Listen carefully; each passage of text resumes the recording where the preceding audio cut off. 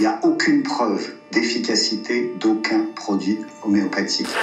En même temps, j'ai un ami éleveur qui me dit d'utiliser l'homéopathie pour ses vaches. Les gens qui consomment de l'homéopathie, en effet, sont moins médicalisés par ailleurs. L'homéopathie à petite dose seulement. On est à Poudlard, quoi. On est dans Harry Potter. Alors, qui faut-il croire? La tribune fake med? Le titre, de la poudre de perlimpinpin. Des charlatans expliquent. Il faut comprendre ce qu'est l'homéopathie et comment elle est supposée fonctionner. Confirmant l'absence de preuve de l'efficacité de l'homéopathie. Les granules n'ont pas d'efficacité parce qu'elles n'ont jamais réussi à le prouver.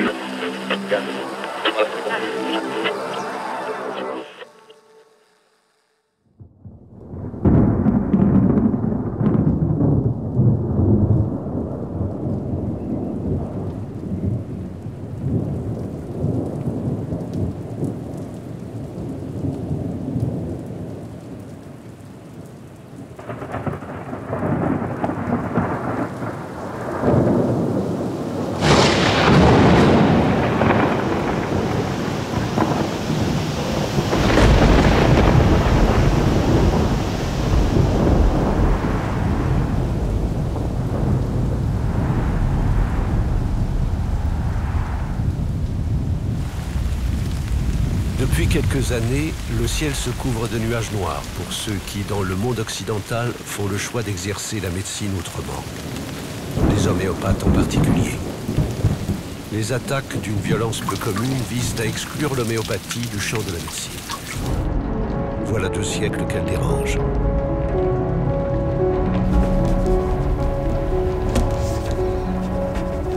Personnellement, je lui dois beaucoup, du fait de sa remarquable efficacité dans tous les épisodes de maladie et de traumatisme de mon existence. À la fin de mes études de médecine, je l'intègre naturellement dans ma pratique quotidienne. J'en observe les effets bénéfiques depuis longtemps chez de nombreux patients, y compris dans les affections les plus sévères, associées ou non à la médecine conventionnelle.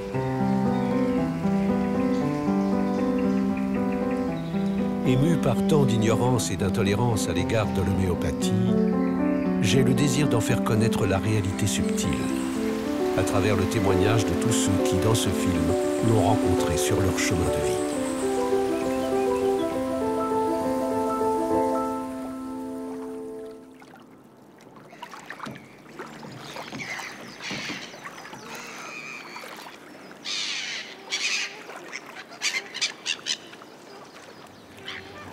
C'est un long parcours qui est tracé en fait un peu depuis mon enfance. J'ai eu des problèmes de santé assez sévères quand j'étais jeune et subi plusieurs interventions chirurgicales et tout naturellement, quand j'ai voulu choisir un choix de carrière après, je me suis dirigé vers la médecine.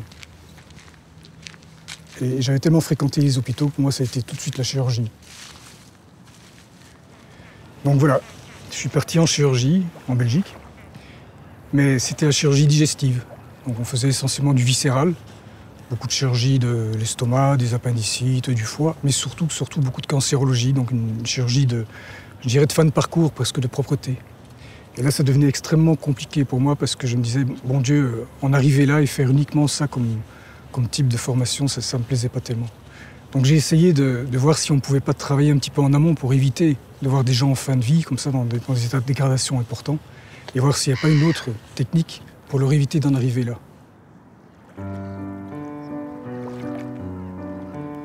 Jusqu'au jour où j'ai eu la chance de rencontrer un certain monsieur, Georges de Monja, un grand homéopathe je ne connaissais pas à l'époque, sur Chambéry, type extraordinaire. Et là, il m'a ouvert les yeux sur une perspective de compréhension profonde de ce qu'était la maladie et ce qu'on pouvait apporter aux patients.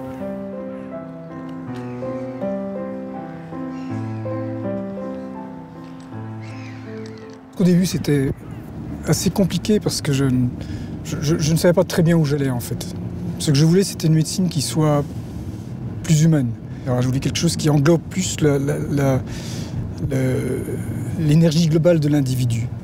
Le prendre dans son ensemble, à la fois avec sa maladie telle qu'il la présente, mais à la fois avec son mental, son psychisme qui accompagne. Parce que, en avançant, j'ai fini par comprendre que finalement, c'était une perturbation complète de l'énergie qui faisait qu'on tombait malade. En quelque sorte, la maladie n'est jamais que l'expression à travers le corps de quelque chose qui est perturbé en nous-mêmes. Donc, quand les patients nous amènent des symptômes, voire des pathologies, on prend ça un peu comme des pièces de puzzle qui nous amènent les unes à côté des autres. Et moi, les pièces de puzzle, je les mets ensemble. Et j'essaye de comprendre à travers toutes ces pièces que je mets les unes à côté des autres, mais qu'est-ce que ce patient essaye de me dire à travers sa pathologie, à travers ses symptômes, à travers sa maladie.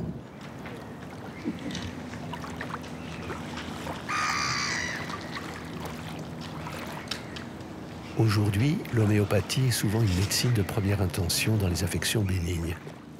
Mais les limites de la médecine conventionnelle dans les maladies chroniques conduisent de nombreux patients à se tourner vers d'autres approches afin de soulager leurs souffrances. Voilà, j'ai reçu une lettre du gastroentérologue qui vous suivait depuis de nombreuses années. Il m'envoie une lettre qui est absolument merveilleuse de votre état général. J'apprends par monsieur que tu es son nouveau médecin traitant depuis quelque temps. Il s'agit d'un homme que je suis depuis de nombreuses années et que je vois globalement tous les 2-3 ans pour faire le point de sa RCH, rectocolite hémorragique. Depuis qu'il te voit, il a été remarquablement amélioré par ton traitement puisqu'il n'a plus aucune symptomatologie clinique et ne prend plus de Pentasa. Je lui ai donc pratiqué sa coloscopie qui, elle aussi, est remarquable car à considérer comme normale. Le patient, donc je l'ai revu en consultation de suivi, il m'a tout d'abord annoncé qu'il avait arrêté les traitements classiques que l'on prend pour cette maladie, qu'il faisait jusque-là. Ceci depuis 2014, donc on a 2 ans de recul maintenant, donc sans traitement allopathique qui n'a aucun signe clinique de sa maladie. Pour mon cas, j'ai bénéficié de cette synergie entre l'allopathie, l'homéopathie, entre le gastro qui va dans l'investigation pure et dure, et puis l'homéopathe qui va prendre la totalité du corps de la personne, et ça s'est bien passé. La rectocolite, c'est la fatigue au quotidien, c'est l'angoisse, c'est un manque d'appétit, c'est un manque de sommeil, c'est tous ces symptômes. C'est pas seulement les symptômes subis ou ressentis au niveau des intestins. Hein. C'est la vie qui échappe un petit peu. Hein. Pendant ces années, on se prive de faire certaines choses. La rémission radicale de la maladie de ce patient qui souffrait depuis plus de 20 ans, malgré un traitement classique, pose question. Est-il évident d'attribuer un tel changement à un effet placebo? Oh non, je ne pense pas. On peut que constater les choses. C'est-à-dire qu'il va très bien et sa muqueuse colique va très bien après ces 3 doses. Mais je ne pense pas qu'on puisse parler d'effet placebo, en effet. Mais c'est pas... Ça me paraît peu probable. Je pense qu'un effet placebo comme ça aurait eu de l'effet s'il en prenait toutes les semaines ou tous les mois de façon régulière en se disant il ne faut pas que j'oublie mon médicament. Mais là, on a 2 ou 3 ans. On est difficile de se rabattre vers l'effet placebo. La difficulté pour l'homéopathe, c'est de reprendre les symptômes du patient et de pouvoir les traduire en langage répertorial que nous pouvons utiliser. Donc, les différents symptômes que j'ai repris chez le patient ici me donnent cette grille avec des ordres de préférence de remèdes. Après, c'est à nous, homéopathes, de pouvoir départager ces remèdes pour pouvoir lequel est le plus probant et lequel correspond le mieux avec la totalité des symptômes du patient sur le plan physique, sur le plan psychologique. Voilà. Mais il y avait un remède qui sortait très fort en première position, et c'est quand même celui que j'ai choisi, Mercurius coercivus. Et dès les premières doses, vous avez senti un mieux, mais immédiat. Et le résultat est là. 2 ans et demi d'un côté, 20 ans de l'autre côté. Je ne sais pas si c'est statistique, mais le résultat est probant en tout cas.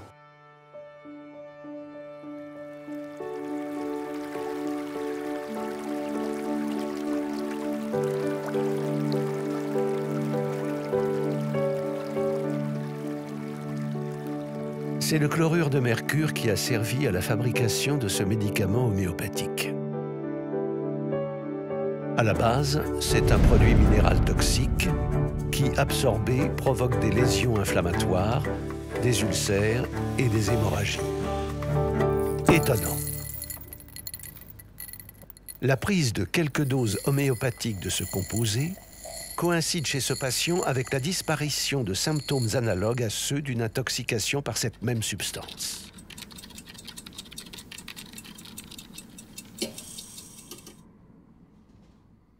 Ce phénomène, pour le moins curieux, est pourtant décrit dès l'Antiquité par Hippocrate, considéré aujourd'hui comme le père de la médecine moderne. Il énonce en effet 3 modes d'évolution favorables des maladies. La guérison naturelle, la guérison par les contraires et la guérison par les semblables. Un principe vérifié quelques siècles plus tard à l'occasion d'une expérience inédite. Cette idée d'expérimenter sur l'homme sain des substances de la nature nous vient de Samuel Hahnemann, grand médecin allemand à cheval sur le XVIIIe et le XIXe siècle. Déçu par sa pratique, insatisfait de ses résultats, il décide momentanément d'abandonner cette pratique pour se consacrer à la traduction d'œuvres scientifiques et à la chimie. Lisant la matière médicale de Cullen, il tombe sur l'écorce de quinquina, qui était un grand médicament utilisé pour les fièvres à l'époque, et l'idée lui vient d'expérimenter, lui, en pleine santé, cette substance, et il s'aperçoit qu'il se crée un état fébrile de fièvre avec quantité de symptômes qui ressemble étrangement à un état d'impaludation. Il va donc répéter cette expérience. Il va la répéter sur son entourage et il va également commencer à tester des tas d'autres substances naturelles. Aujourd'hui encore, on expérimente, on teste des milliers de substances de par le monde.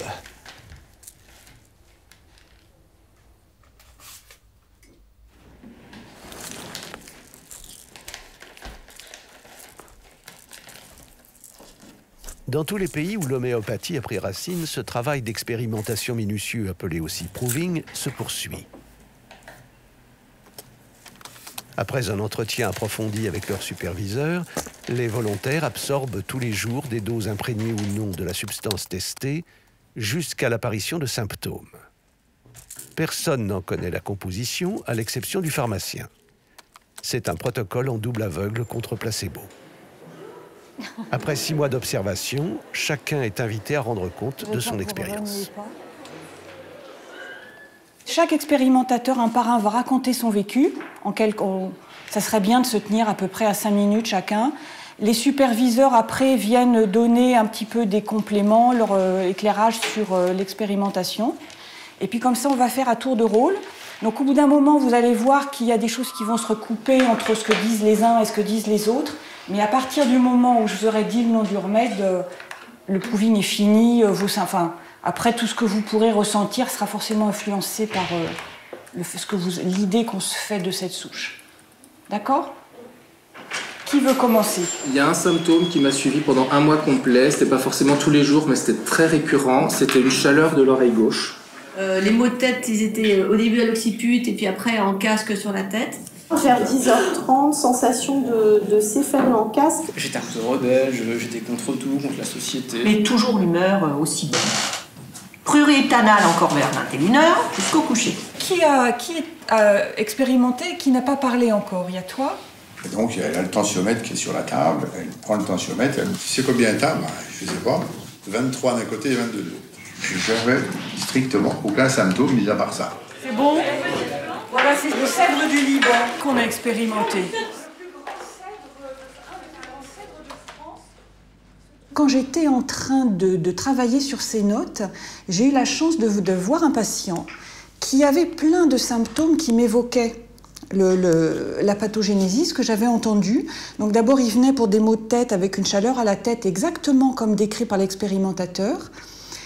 Il avait des démangeaisons anales. Et puis surtout, il avait des à-coups de tension. Donc je lui ai donné une dose de cédrus libanique, un CH.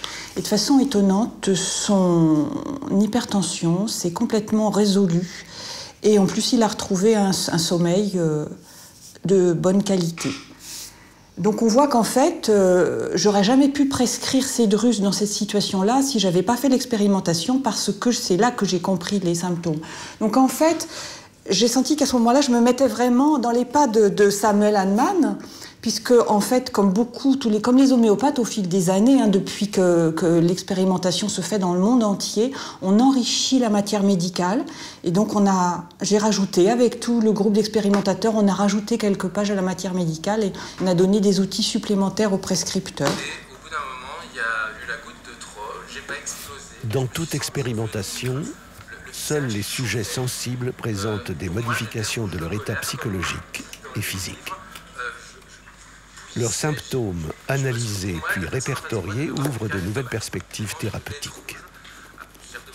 C'est ainsi que se confirme le bien fondé de la découverte du docteur Samuel Hahnemann. Toute substance capable de faire apparaître chez un individu sain des symptômes est susceptible de faire disparaître des symptômes semblables chez un sujet malade. Les semblables guérissent par les semblables.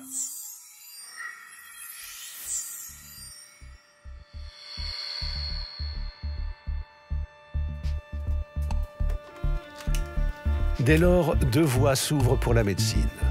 La voie de la guérison par les semblables et celle de la guérison par les contraires, propre à la médecine académique qualifiée par Hahnemann d'allopathie. C'est en 1810, dans l'Organon de l'art de guérir, que Samuel Hahnemann pose les fondements de sa découverte, l'homéopathie.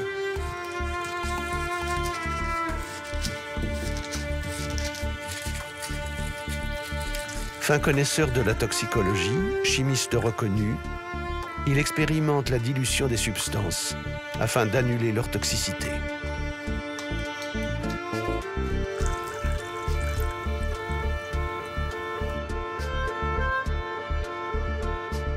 Par hasard, Hahnemann découvre aussi qu'en secouant fortement ses préparations homéopathiques, on parle aujourd'hui de dynamisation, elles deviennent plus efficaces. Il élabore de ce fait un mode de fabrication des médicaments qui, bien que modernisé, suit encore aujourd'hui la même procédure.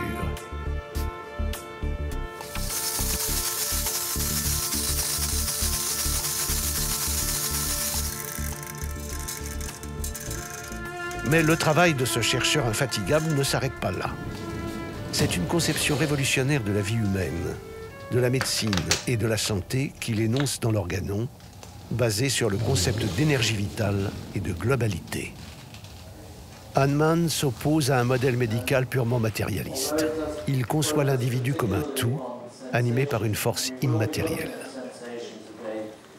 Actually, perhaps most importantly, the vital energy in a human being, that energy which makes the body function, which gives it life, what we call life energy or the vital force. And that is clearly a real thing. It's an intelligent energy that organizes the activities in the body.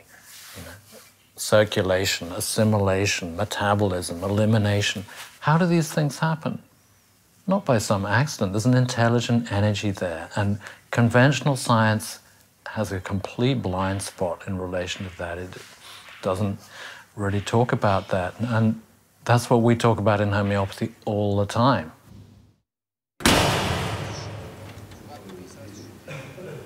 En 1835, Hahnemann s'installe à Paris. Sa vision novatrice et les nombreux succès thérapeutiques de l'homéopathie font sa notoriété. Académicien, Ernest Le Gouvet raconte avec émotion la guérison de sa fille. Une expérience partagée avec des amis, dont Victor Schœlcher, initiateur de l'abolition de l'esclavage. Donc voilà, ce que je vais vous dire, c'est ça. Ma fille, âgée de 4 ans, était mourante. Notre médecin de l'Hôtel-Dieu, avait déclaré le matin même à l'un de nos amis qu'elle était irrémédiablement perdue. Nous veillions, sa mère et moi, pour la dernière fois peut-être, auprès de son berceau. Schœlcher et Goubeau veillaient avec nous, et dans la chambre se trouvait aussi un jeune homme en toilette de bal que nous ne connaissions pas 3 heures auparavant. Un jeune peintre, Amaury Duval, qui avait consenti à faire le portrait de l'enfant dans ses derniers instants, ému aux larmes, leur dit soudain en les quittant au petit matin « Mais enfin, puisque votre médecin déclare votre enfant perdu, pourquoi ne vous adressez-vous pas à cette médecine nouvelle qui commence à faire un tendre bruit dans Paris? Pourquoi n'arrivez-vous pas à trouver Hahnemann ?» Mais il a raison, s'écria Goubeau. Hahnemann est mon voisin, il demeure rue de Milan, en face de mon institution. Je ne le connais pas, mais qu'importe, hein. J'y vais, je vous le ramène. Et son invincible charme opérant comme toujours, 1 heure après, Hahnemann et sa femme arrivaient avec lui dans la chambre de notre malade. Il revint le soir, il revint le lendemain et commença ses médicaments, se contentant de dire à chaque fois « encore un jour de gagné ». Le 10e jour, le péril redevint tout à coup imminent. Le froid gagna les genoux. Il arriva à 8 heures du soir et resta un quart d'heure près du lit, comme un homme en proie à une grande anxiété. Enfin, après avoir consulté avec sa femme, qui l'accompagnait toujours, il nous donna un médicament en nous disant « faites-lui prendre cela et remarquez bien si, d'ici à 1 heure, le pouls remonte ». Vers minuit, entre dans la chambre Chrétien Urban. Il me dit « Mon cher monsieur Le Gouvet, votre fille est sauvée ». Les guérisons nombreuses et retentissantes de Hahnemann lui valent l'animosité de ses confrères. L'Académie de médecine va jusqu'à demander au ministre Guizot d'interdire en France la pratique de l'homéopathie. Guizot a la sagesse de ne pas donner suite à cette requête. Sa réponse aux détracteurs pourrait faire sourire. Si l'homéopathie est réellement inefficace et sans fondement, nul besoin de l'interdire, elle disparaîtra d'elle-même. Alors ça, c'est hallucinant.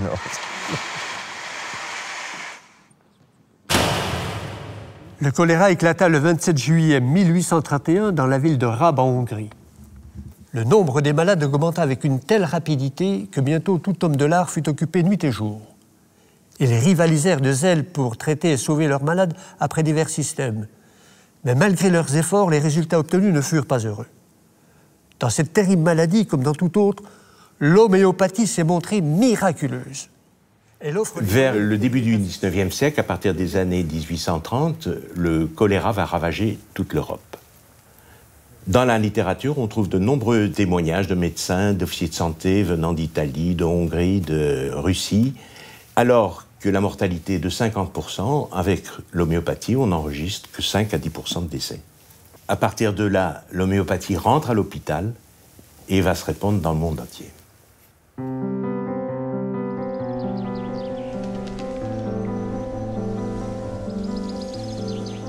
Le 2 juillet 1843, au terme d'une vie extraordinaire, Hahnemann s'éteint. Comme mes prédécesseurs et tous les adeptes de l'homéopathie, je ne peux qu'éprouver une immense reconnaissance devant l'héritage intemporel qu'il nous a légué.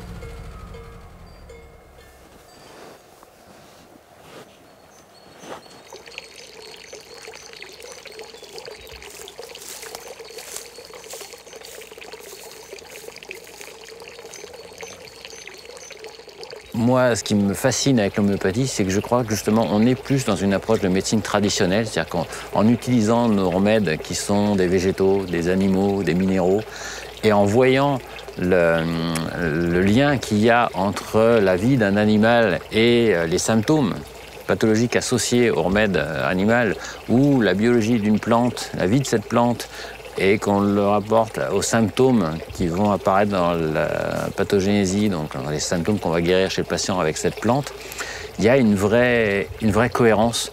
C'est comme si on s'intégrait dans une espèce de cosmogonie, une vraie cohérence, une vraie beauté en fait, et une vraie émotion. Et ça, c'est vraiment aujourd'hui ce qui me porte le plus dans cette démarche, quoi.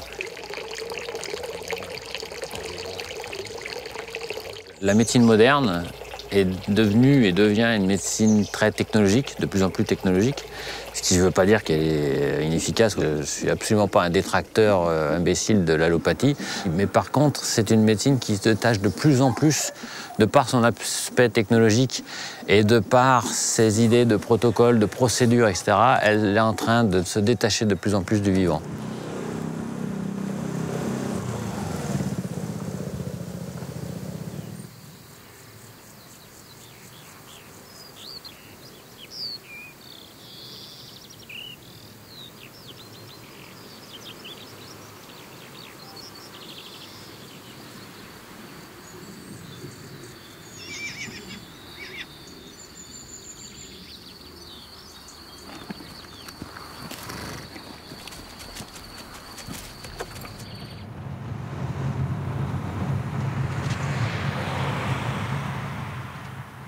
Allez, Mimi, viens.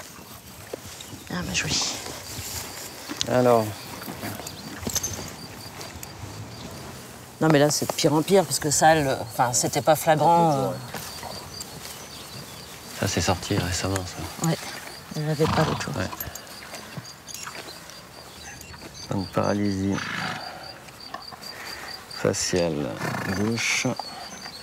Donc, l'oreille, la paupière. Et c'est surtout les lèvres, je trouve que c'est. Ouais, paupière.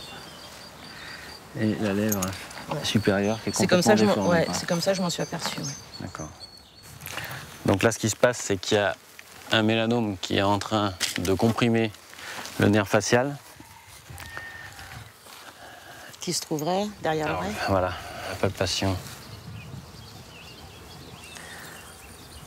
Alors les mélanomes, au niveau allopathique, le seul traitement, entre guillemets, qui existe, c'est les doses de cimétidine fortes, on en avait parlé. Ouais. Vous avez essayé sans résultat. Le problème, c'est que c'est quand même une tumeur. Oui. Donc là, la tumeur comprime le nerf facial, et ce qu'on voit, c'est la résultante de la compression qu'en fait. Hein. D'accord. Donc le seul choix qu'on a, c'est la régression de cette tumeur pour libérer de nouveau le nerf. Sachant que je ne sais pas dans quel état il est le nerf. Donc le pronostic il reste réservé. Quoi. Le but de la consultation d'aujourd'hui, donc, puisqu'on décide d'essayer de trouver un remède homéopathique pour la soulager, je pense que c'est à peu près la seule solution qu'on a là, c'est que vous m'expliquiez en quoi Luna est exceptionnelle, entre guillemets. C'est-à-dire en quoi elle est différente d'une autre jument grise qui aurait des mélanomes. D'accord. C'est la première jument que j'ai eue et je l'ai toujours trouvée très fille, enfin dans le mauvais sens du terme, quoi. Voilà, non mais c'est ça, non mais je sais pas comment l'expliquer, mais très voilà, chochotte un peu, voilà. Alors que elle a peur de rien, enfin voilà, elle est pas tout dans l'exagération, enfin voilà, ça c'est Luna, c'est voilà. Et après, ce qui a changé là ces derniers temps, donc je sais pas si ça peut être lié, c'est qu'on a racheté d'abord Vacarme, qui était fort amoureux de Luna pendant très longtemps, au point de lui... Alors ça m'a étonnée, c'est qu'elle se laissait mordiller la queue par Vacarme, alors que d'habitude, on ne pouvait pas lui approcher l'arrière. Et puis, quand j'ai acheté Pandora, donc au mois de mars, Vacarme l'a complètement délaissée. Et... Enfin, toute la hiérarchie du troupeau s'est trouvée modifiée, quoi.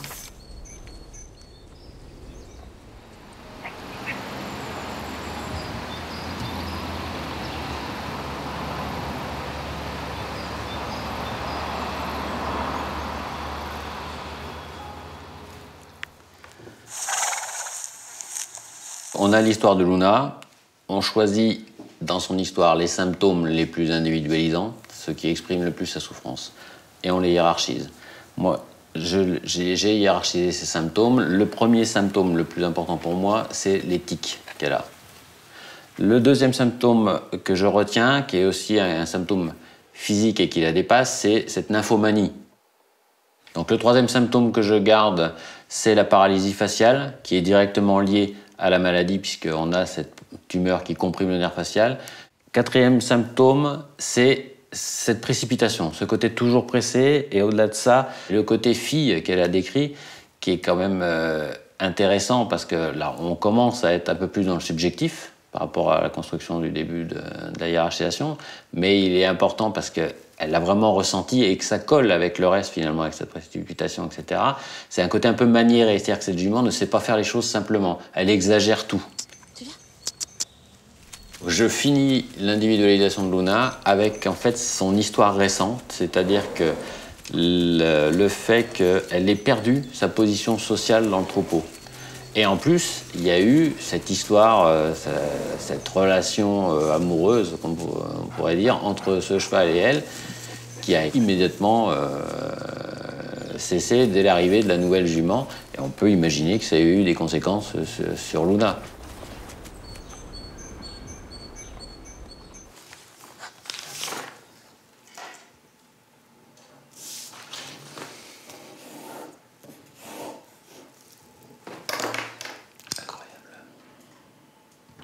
Je viens de me rendre compte que j'avais sauté une phrase que m'a dit la propriétaire, c'est-à-dire toute sa vie, cette jument, elle a été nymphomane, d'accord ? Cette année où est arrivée la nouvelle Poulistara, elle n'est pas venue en chaleur. Alors que depuis 22 ans, elle est nympho, quoi. Et il y a un remède, suppression des règles suite de chagrin, c'est Ignacia. Ça, c'est chouette. Ça fait plaisir. Ça permet de se dire que peut-être on est sur le bon chemin. Donc, à cette phase-là, il est important de retourner dans les matières médicales synthétiques pour voir si l'image globale, la problématique d'Ignacia correspond bien à l'histoire de Luna. Donc, pour Voisin, il y a 3 pôles principaux qui sont émotive, instable et paradoxale, les troubles nerveux, les spasmes, et enfin la dépression morale après chagrin. On a là résumé, à mon avis, en 3 points, l'histoire de Luna. Le but en homéopathie, c'est pas juste de supprimer les symptômes, c'est évidemment de guérir, mais on sait, si on guérit d'un symptôme physique et que ça s'accompagne d'une amélioration du mental, et dans le cas de Luna, ça serait la disparition des tics, des stéréotypies, de cette espèce de précipitation permanente comme si elle était en danger, là on sait qu'on sera sur la vraie voie de la guérison.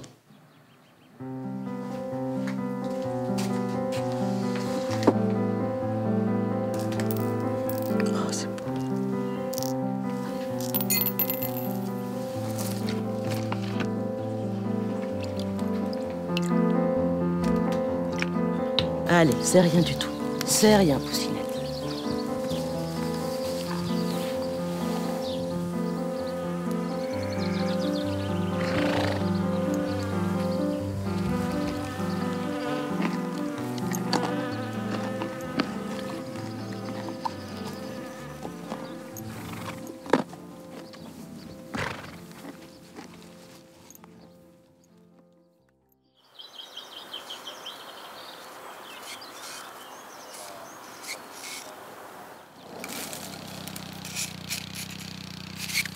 Un autre domaine plus confidentiel, en phase d'expérimentation, est l'utilisation de l'homéopathie sur les plantes et les cultures.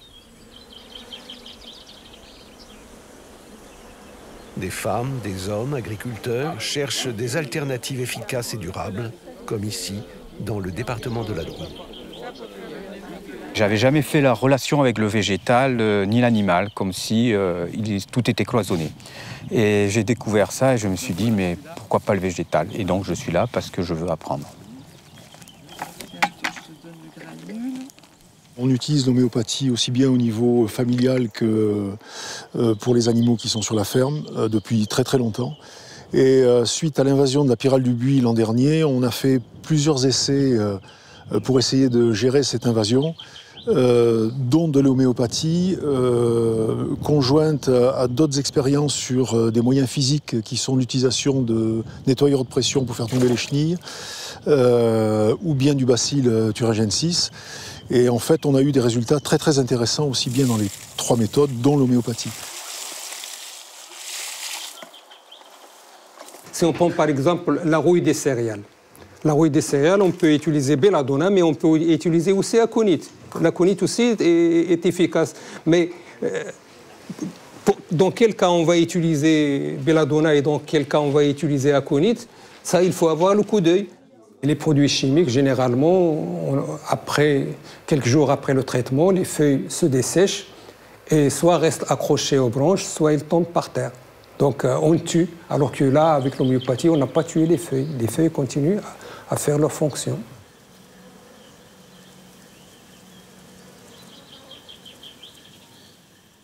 J'ai travaillé quand même 40 ans et plus dans une école d'agronomie. On ne m'a jamais parlé de ça.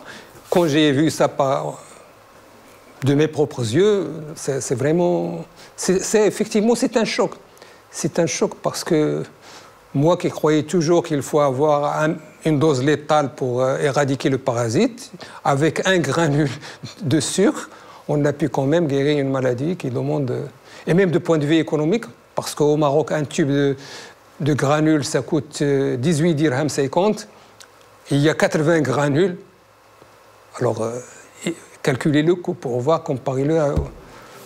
Ça m'a poussé à faire des recherches dans le domaine de l'homéopathie. Moi qui suis formaté chimie, je ne croyais jamais à ces granules. Quand j'ai vu l'efficacité, parce qu'on dit toujours que c'est un effet placebo. Mais la plante, est-ce qu'il a un effet placebo? Partout dans le monde, on a fait des recherches sur le fusarium. C'est une maladie très très grave parce qu'en un siècle, il a détruit quand même les 3/4 de la palmeraie marocaine. Ce qui fait que l'alternative que nous avons choisie, c'est de reproduire le palmier par voie génétique, essayer de trouver des variétés résistantes. Alors nous, en homéopathie, on a essayé sur le fusarium une dizaine de remèdes et nous avons quand même un résultat pour 5 remèdes. Pour 5 remèdes, au moins, on a pu stopper l'évolution du parasite. Et les palmiers qu'on n'a pas traités, ils ont crevé au bout de 6 mois. On n'a pas voulu faire de publication parce que tout ce que nous avons fait, ça a été vraiment le fruit du hasard. Donc, pour pouvoir infirmer ou confirmer les résultats, on va essayer de faire de l'expérimentation dans les bonnes règles de l'art.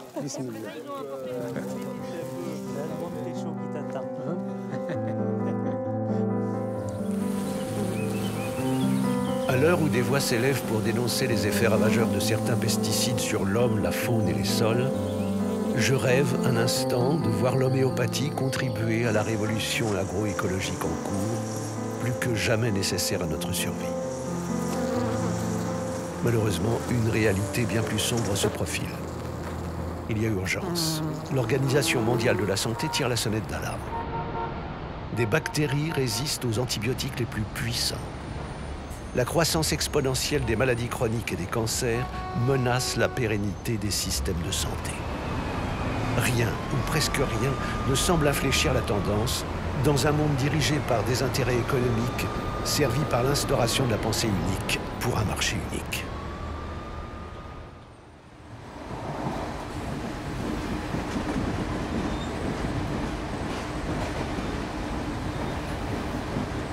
Au dire de ses détracteurs, l'homéopathie ne fait pas la preuve d'une efficacité supérieure à celle d'un placebo.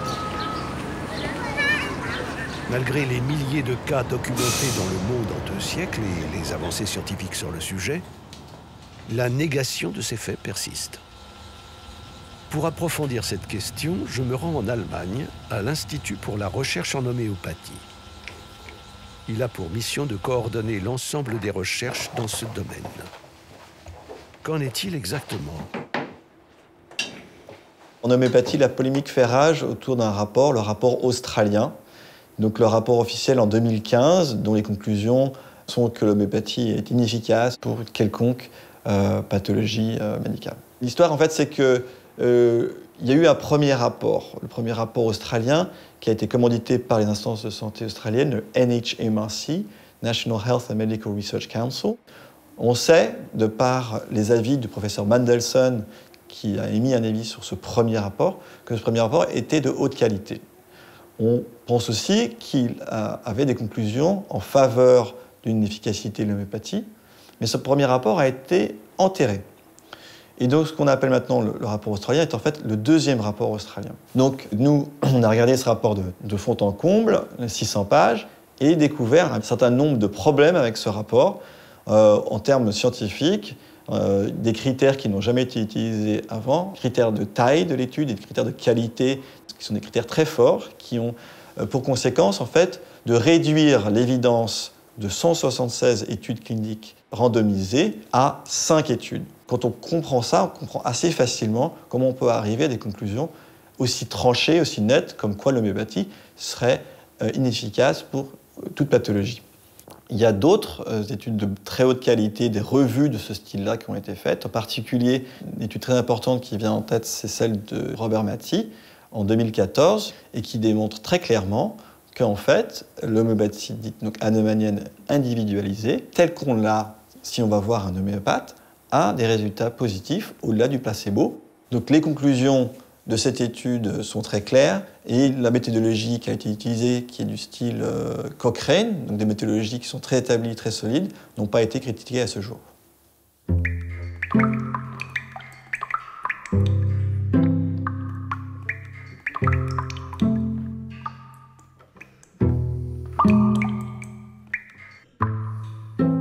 Voilà des années que j'utilise l'homéopathie.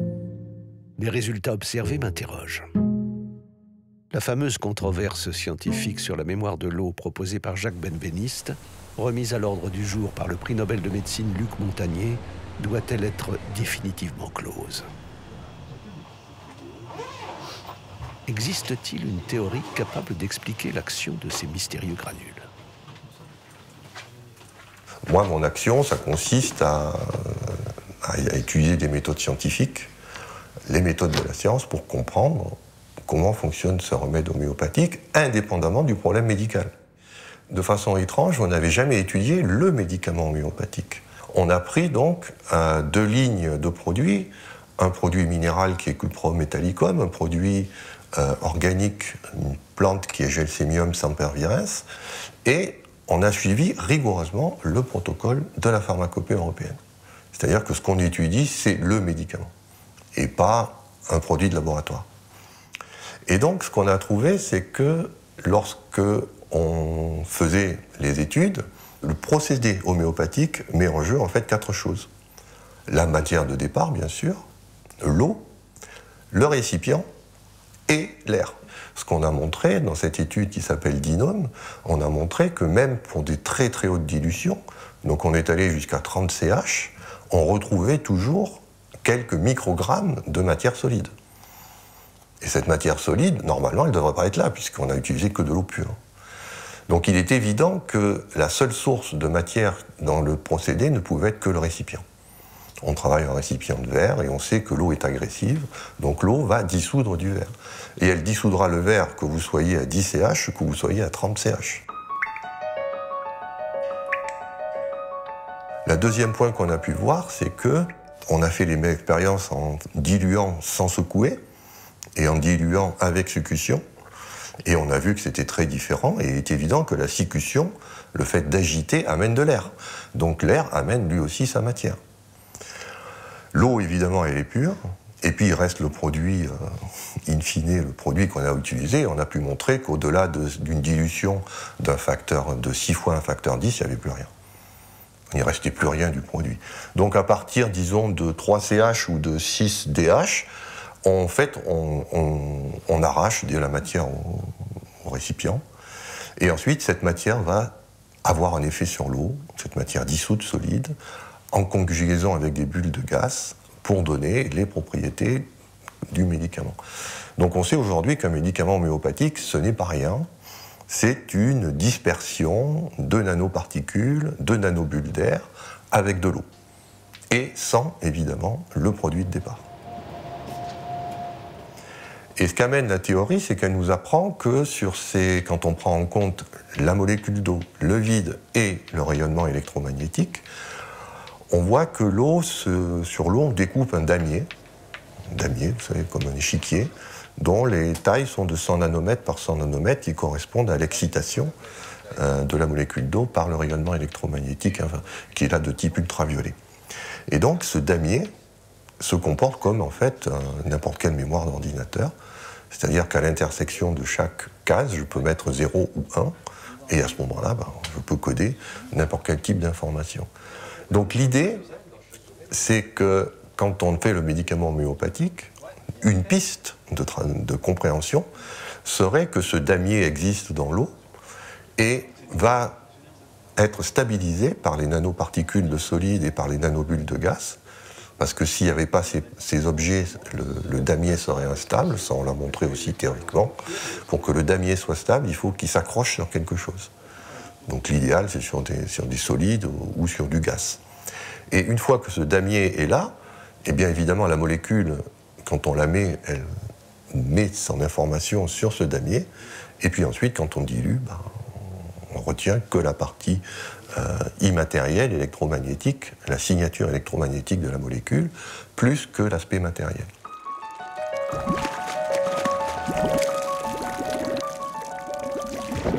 Donc moi je suis allé chercher une technique qui permet d'obtenir des images. C'est-à-dire je veux une technique où je veux pouvoir étudier la goutte, la solution homéopathique ou le granule, et sans transformation. Donc il se trouve que cette technique existe, s'appelle l'électrophotonique. Et donc ce qu'on va faire, c'est placer une caméra très sensible qui va enregistrer cette émission ultraviolette qui est invisible, on ne la voit pas à l'œil. Et en enregistrant cette émission, on va capter une image du produit sous cette tension. Ça s'appelle en physique l'effet Corona. Et puis ensuite, c'est facile, puisqu'on pose la goutte, on peut être la goutte de n'importe quoi, et puis on regarde, on a une image. Donc là, par exemple, c'est typiquement ce qu'on a fait dans le cadre du projet Dinome. On regarde bien sûr l'eau pure, qui a sa signature qui est bien reconnaissable. C'est une couronne qui est relativement bien développée, elle occupe à peu près entre 7 et 8% de la surface. Et surtout, ce qui caractérise l'eau pure, c'est qu'elle a du mal à se structurer en flamèche, ce qu'on appelle ici les streamers. Il y en a quelques-uns, mais on voit qu'il y en a qui sont courts, il y en a qui sont longs. Ça, c'est caractéristique de l'eau pure. Ce qu'on a fait ensuite, c'est utiliser donc la teinture mère de Gelsémium, sempervirens. Donc là, on voit tout de suite la différence. C'est que maintenant, et là, il y a de la matière, hein, parce qu'on est avec la teinture mère, donc il n'y a pas eu de dilution. Et on voit tout de suite que l'émission lumineuse est complètement différente. Ensuite, ce qu'on a fait, c'est qu'on a dilué cette teinture mère à 10-26. On se place à un point où, normalement, il ne doit plus y avoir plus rien, même si on sait qu'il n'y a plus rien dès le début. Donc là, on voit très bien ce qui se passe. On voit qu'on réduit le nombre de streamers, c'est-à-dire qu'on diminue l'information, et surtout, on les allonge. Et ensuite, on a évidemment l'effet de la dynamisation. Et là, on voit que le produit donc, change encore la succution est importante, elle amène des modifications dans l'image. On va analyser ces images avec des méthodes scientifiques, taille de la couronne, nombre de streamers, quantité d'informations qui sont contenues, puisqu'on peut modéliser la quantité d'informations par des algorithmes mathématiques. Et l'analyse de toutes ces images donnera lieu à une publication qui est en cours de rédaction.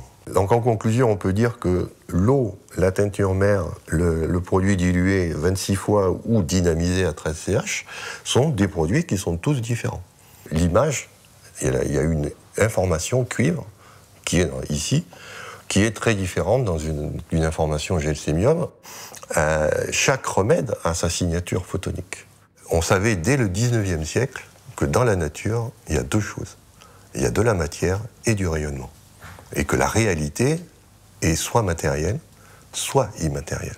Et donc ce qui choque dans l'homéopathie, c'est qu'on utilise la partie immatérielle, invisible, inobservable. Mais surtout, il y a cet aspect électromagnétique, c'est-à-dire que les champs électromagnétiques sont partout, et qu'ils font partie. Ils sont couplés à la matière, et on ne peut pas imaginer la matière sans les champs, ou les champs sans la matière. Donc, à partir du moment où vous pensez à rajouter les champs et la matière, vous pouvez avoir une vision rationnelle de l'homéopathie, mais forcément, la partie matérialiste, la partie matérielle des choses est passée au second plan. L'homéopathie ne heurte pas la rationalité, elle heurte la matérialité. C'est pas la même chose.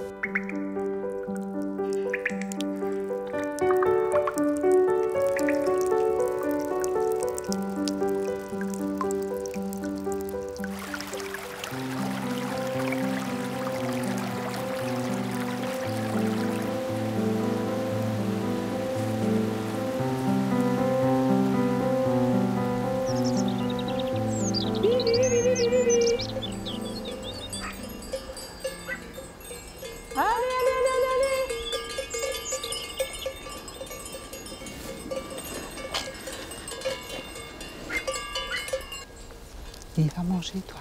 Hein? Tu veux pas manger? Un truc là. Ça te fait mal ou pas? Hein? Allez, venez. Un peu partout en France, l'homéopathie fait des émules parmi les éleveurs soucieux de la condition animale et de l'environnement. Pour tous ceux qui l'ont étudiée sérieusement, cette approche fait partie des alternatives possibles à une antibiothérapie, dont l'usage abusif est désormais reconnu comme dangereux. Son efficacité sur le terrain dans les affections les plus graves ne remet-elle pas en cause l'argument simpliste et réducteur d'un effet placebo? L'effet placebo, on a beaucoup parlé de l'effet placebo, effectivement. Mais nous, soignant des animaux avec des propriétaires avertis, on se rend compte, et là il faut rentrer dans les échecs.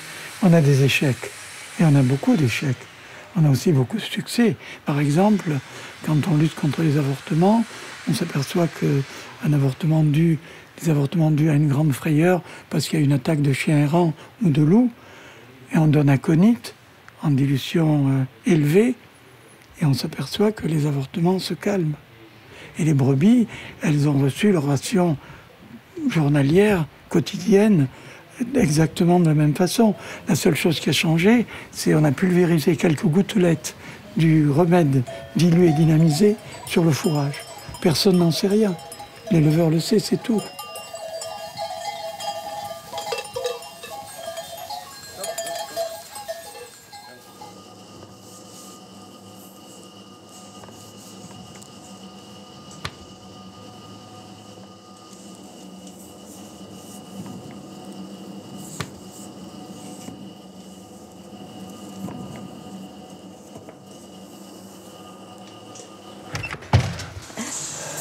Ah, la traite de ce matin? Ouais, presque à l'heure. L'homéopathie, je pense que ça travaille sur l'équilibre aussi des animaux. Et on travaille sur du vivant. La santé, c'est un équilibre. Et le lait reflète cet équilibre. Le lait lui-même est équilibré ou pas. C'est le reflet vraiment de l'état de santé des animaux. Donc c'est une conception de la vie finalement et de ce que peut être la santé ou la maladie.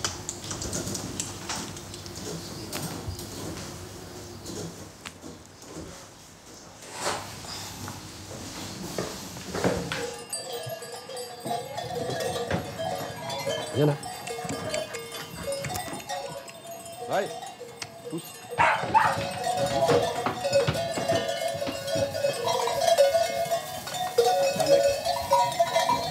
Je suis venu à l'homéopathie par hasard, en fait. Je bossais chez des gens, et la dame de cette maison, en fait, était docteur.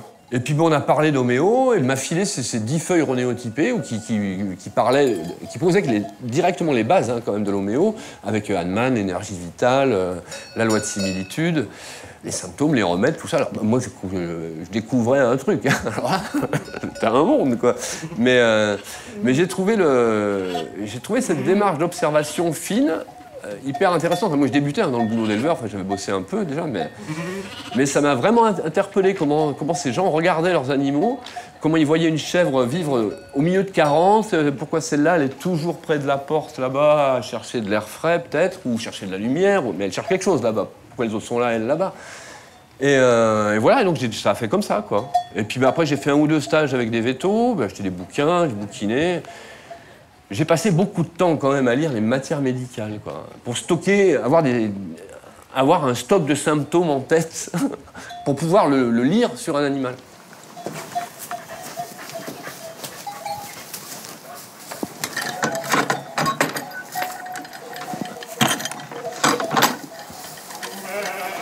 Giotto, va plus loin.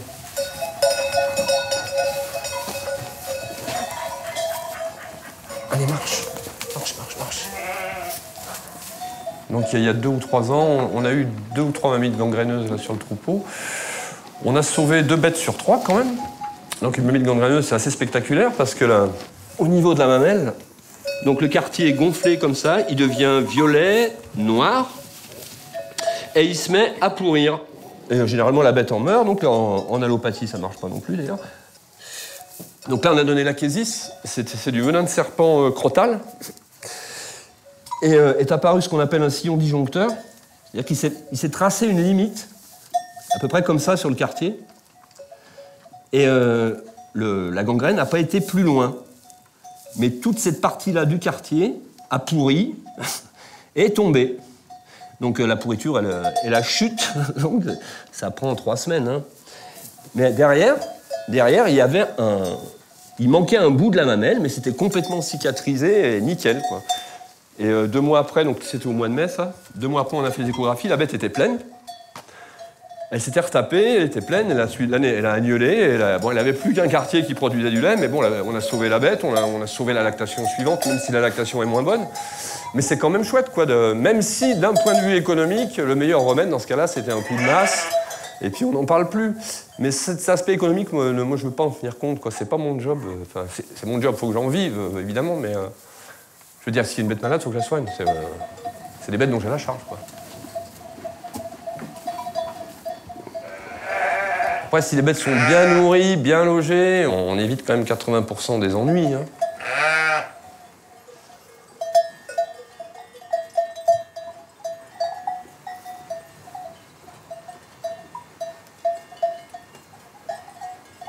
On a eu des vaches pendant 20 ans, et là on est sur un rythme très lent. Hein. La vache, c'est elle rumine, un coup par seconde, là-bas c'est 2 coups par seconde. Tout va plus vite là. Là, tout va beaucoup plus vite. Donc souvent les pathologies, quand il y a un souci, il faut agir vraiment très vite, et des coups, on n'a pas le temps d'attendre le veto, quoi. Et qui est occupé ailleurs, parce que c'est comme ça.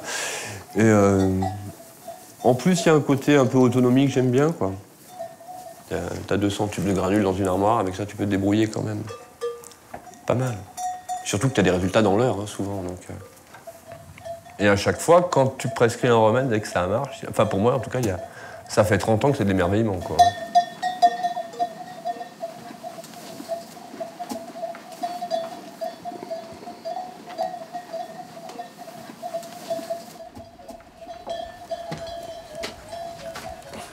Ben voilà, donc la pharmacie, classée par ordre alphabétique.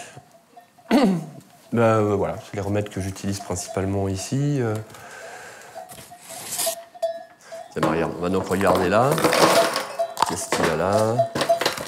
Claquesis mutus, c'est un remède qu'on peut utiliser donc, pour plein de choses différentes. Nous, on l'a utilisé donc récemment, je disais tout à l'heure, pour des mammites gangréneuses, mais on peut l'utiliser pour autre chose aussi. Ça va être pour toutes les plaies noirâtres, bleuâtres, pourritures et tout ça. Opium aussi. Ça, c'est un cas. Ça, c'était bien. On avait eu un lot de brebis, là, au début, où on avait le troupeau, on ne s'était pas méfié. Donc les bêtes étaient pleines, fin de gestation, bien la panse donc un peu comprimée par les fœtus. Et on les a changées de parc, elles sont passées sur un bois de chêne où il y avait un tapis de glands comme ça, quoi. Donc elles se sont gavées de glands, ça a bloqué la panse, on a soigné presque tout le lot avec Luxomica, donc sauf une. Il y en a toujours une, ça marche toujours, mais presque pas toujours, pas complètement. Hein. Et il y en a une qui se remettait pas, quoi. Et donc cette bête, elle roupillait, en fait. Elle avait comme ça tout le temps. Bête qui dort, constipée, mais à fond, quoi. Et bon, dans ce cas-là, c'était pas du Luxomica. C'était opium pour celle-là, parce qu'il y a assoupissement, endormissement, je ne me rappelle plus le nom du symptôme précis, mais c'était ça, quoi. La bête qui roupille et qui est complètement... En fait, elle est stone, quoi. C'est opium. Comme si elle avait pris de l'opium. Ouais, comme si elle avait pris de l'opium. Ouais. Encore une fois, la boîte de similitude, voilà.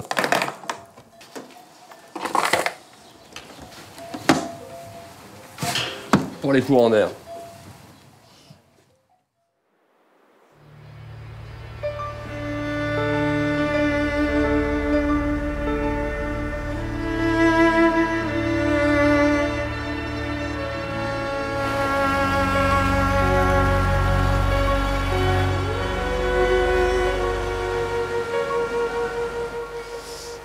Alors ma Lulu, comment ça va aujourd'hui? Ça va la belle poupée? Ça va ma poupée? Oh oui. T'es belle ma fille.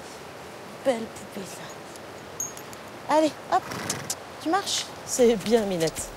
C'est bien. Alors depuis, Luna a récupéré complètement la mobilité de son oreille. Elle avait également la paupière qui pendait, qui maintenant elle a complètement récupéré.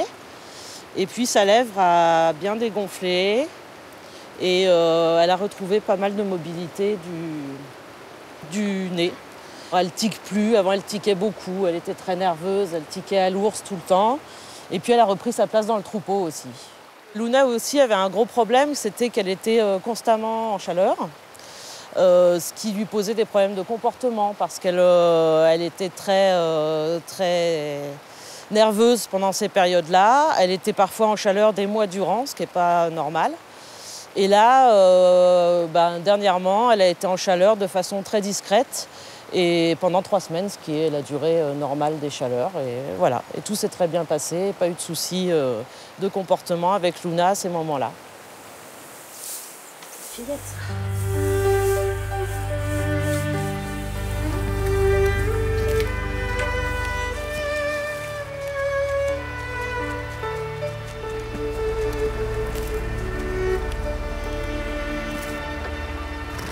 Ah, c'est formidable. Pour moi, c'est vraiment un gros changement et c'est extraordinaire.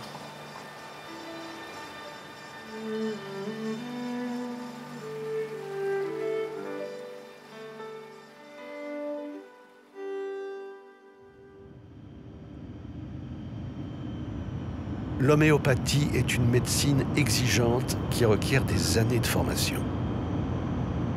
L'usage de recettes simples et utiles, notamment dans l'automédication familiale pour des affections bénignes, trouve vite ses limites. En Inde, l'homéopathie est plébiscitée par 200 millions de personnes. Elle y connaît, dans le sillage de Gandhi, un développement et une vitalité sans équivalent. Depuis 1973, elle s'intègre parfaitement dans le système de santé pluraliste de l'Inde. Dans ce pays, de nombreux homéopathes viennent des 4 coins du monde approfondir leurs connaissances. C'est ici que je trouve un début de réponse à une question essentielle. De quelle nature est le lien subtil entre la personne et le remède? Jusqu'où peut-on observer des ressemblances entre l'expression humaine de la souffrance et la spécificité de chaque substance? I want to speak about my discovery of the non-human language in patients. So modern medicine and most people now recognize that stress is a major cause of many of the problems of the human being, many diseases. But what is stress? So when I started investigating in each individual what the stress is, I found that it doesn't come from outer reality, but how that individual perceives reality. How is his experience of reality? For example, he has a lot of stress at work. How does he experience the stress? And then as we probe deeper, he would tell us that he feels as if somebody is dominating him. When you ask, how does it experience when somebody dominates you? Then he expresses this experience in a language which is not fully human. He says, I feel crushed, I feel pressed, I feel shrinking.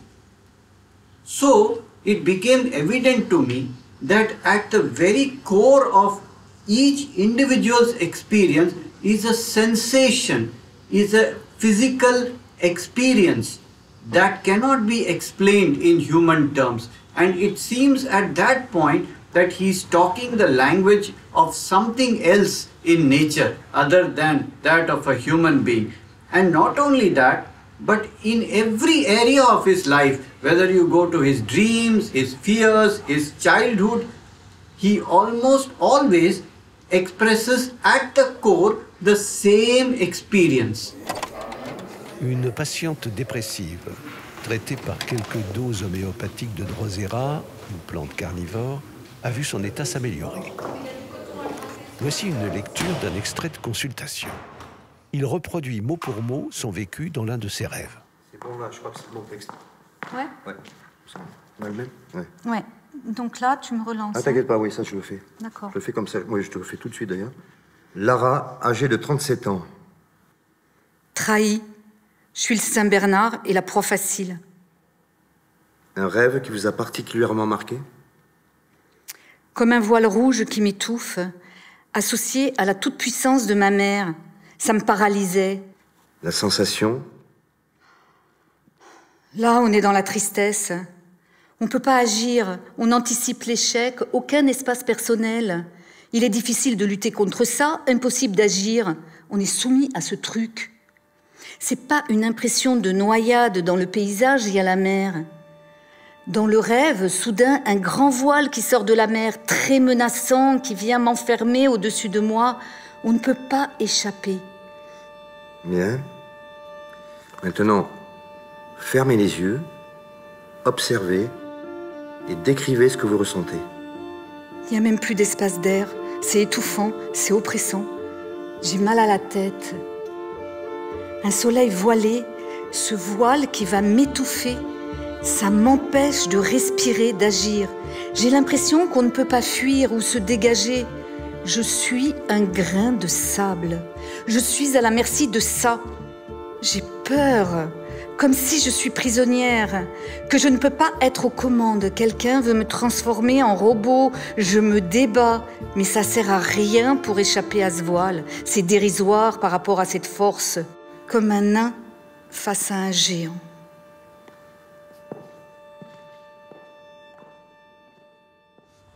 So that's how I understood that the basic experience of a person is not really a fully human language. So I found 3 distinct patterns of perception in individuals, either sensitive or experience loss or competitive. And I found that this equated to the idea of the 3 kingdoms in nature. The plant is sensitive and reactive. The mineral talks about either lacking something or losing something, and the animal of competition and survival. And that's how I could find a correlation between that non-human language and the language of something in nature. Diane, 48 ans, est adressée par son médecin pour un état anxieux et dépressif. C'est comme dans les rêves, on voudrait s'échapper, on n'avance pas, on fait du surplace, on n'arrive pas à se dégager, même si c'est perdu d'avance, se battre jusqu'au bout. Si la chose nous entraîne pour nous manger, on n'abandonne que si on est mort. Se battre même si on sait que c'est fini, même si on sait qu'elle gagnera. Pas question qu'elle puisse nous dévorer sans s'être battue d'avance. Quand on se bat, on se débat, on ne pense pas à l'échéance fatale. On sait que l'autre a gagné d'avance. C'est sournois, on ne peut rien faire. On savait que ça risquait d'arriver. Au départ, on s'est trompé. On savait qu'on prenait un risque. Plus on se débat, plus on s'enfonce, comme dans les sables mouvants.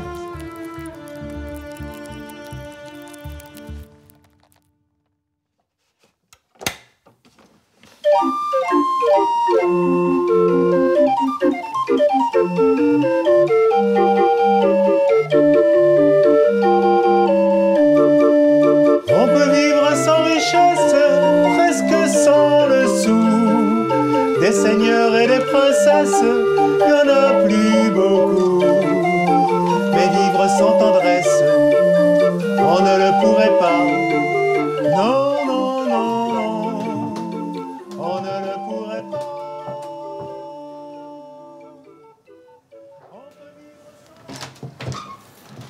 Bonjour madame. Bonjour docteur. Entrez, je vous en prie.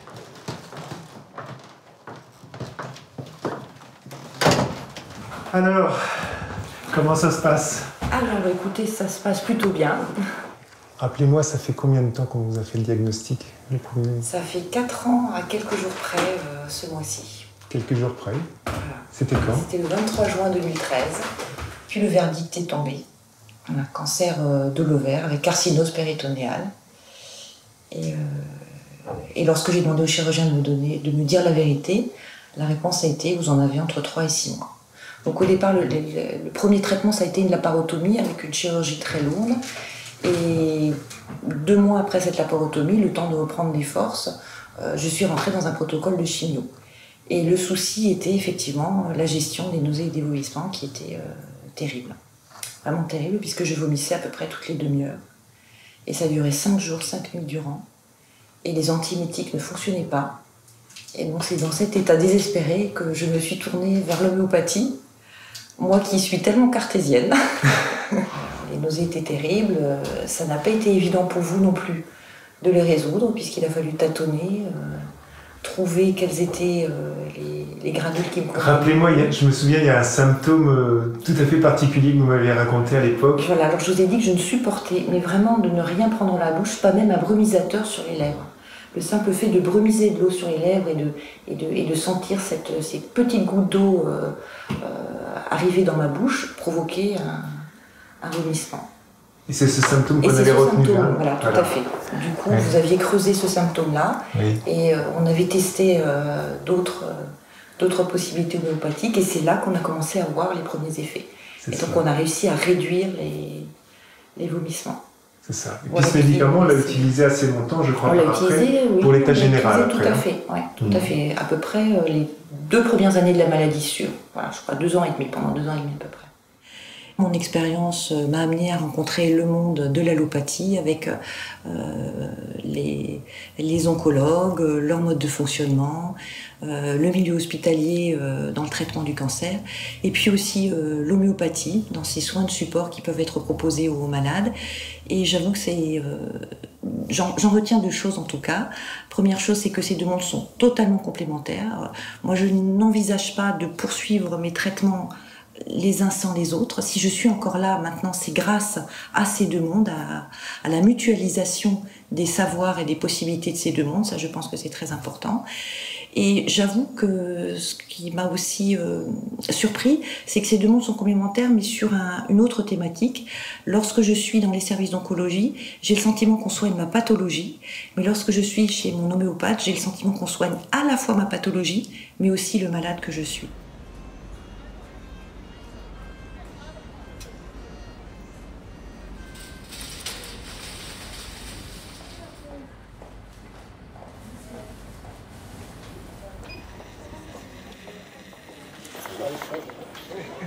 La découverte d'un travail conjoint avec un médecin homéopathe date de mon installation dans la clinique, où en fait on a pu développer des prises en charge communes. Alors en 10 ans, les choses ont pas mal évolué, nos thérapeutiques ont évolué en termes de classes thérapeutiques, et l'arrivée notamment de thérapeutiques ciblées, où les anticorps ont changé un petit peu les toxicités, et on s'aperçoit qu'avec le temps, on n'arrive pas complètement à gérer la plupart des effets secondaires qu'on peut noter chez nos patients. Et on a développé un travail commun, qui est un travail qui est conjoint sur la gestion des effets secondaires, qui nous permet d'améliorer un petit peu les prises en charge des patients.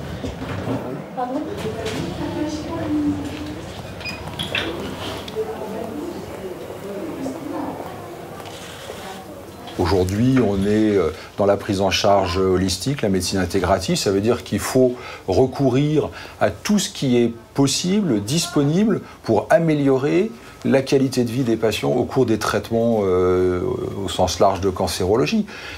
Personne ne détient la vérité, chacun va trouver un intérêt dans une approche, d'autres c'est plus la méditation et tout. Je crois que c'est vraiment des éléments. Et puis je pense qu'il ne faut pas avoir de position doctrinaire par rapport aux choses, c'est voir, regarder. Je ne sais pas ce que tu en penses, les patients font des choix, on les accompagne, on les respecte dans les choix, on essaie de gérer. C'est vraiment le principe de la médecine intégrative qui concerne d'ajouter ce qu'il y a de mieux en médecine conventionnelle à ce qu'il y a de mieux en médecine complémentaire. Si on arrive à associer les deux, celui qui en profite, c'est le patient, c'est lui qui est au centre de notre intérêt. Les gens qui viennent me voir souvent souffrent d'effets iatrogènes, c'est-à-dire de symptômes provoqués par des médicaments. Et donc, pour moi, répondre à ces symptômes par d'autres médicaments, c'était pas cohérent.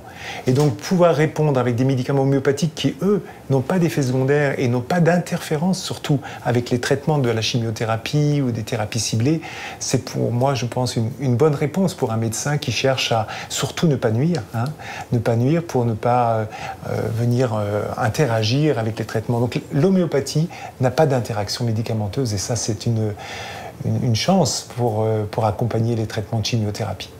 Moi, ce qui me touche beaucoup, c'est lorsqu'un patient vient me voir en me disant « Docteur, l'oncologue a décidé d'arrêter le traitement parce que je ne le supporte plus ». Et l'arrêt de traitement, pour ce patient, c'est une perte de chance terrible. Parfois, c'est même un arrêt de mort. Et de pouvoir dire à ce patient « Écoutez, moi, je vous propose un traitement d'accompagnement, je recontacte l'oncologue et on essaye à 3 de continuer l'aventure, de continuer le traitement ».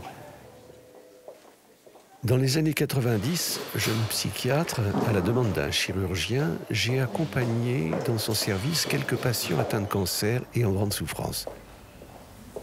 Avec l'homéopathie, les résultats observés sur la douleur seront surprenants et quelquefois la fin de vie en sera apaisée. Une expérience bouleversante à jamais gravée dans ma mémoire que je retrouve ici, dans cette unité de soins palliatifs ouverte à la médecine intégrative. Est-ce qu'il y a quelque chose que vous voulez me dire par rapport à ces derniers jours, à comment vous vous sentez?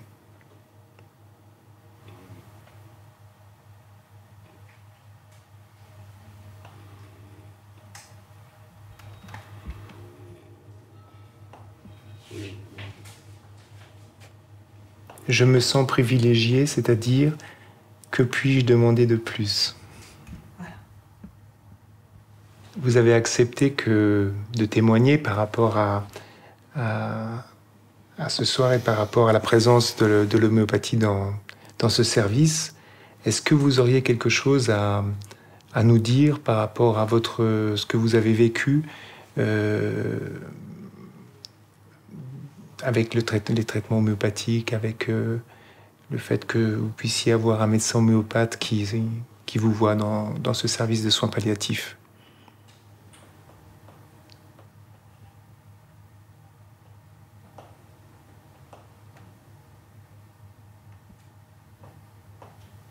C'est un plus.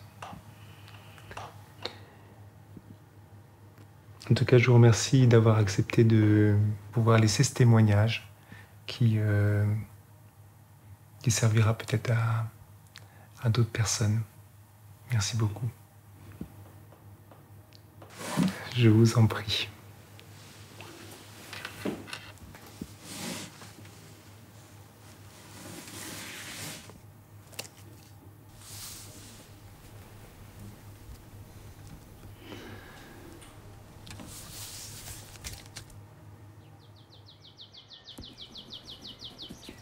Si mon désir était de faire connaître et partager l'intérêt de cette autre voie, l'écriture de ce film m'a permis de découvrir et rencontrer des personnes qui m'ont nourri de leur expérience et de leur humanité.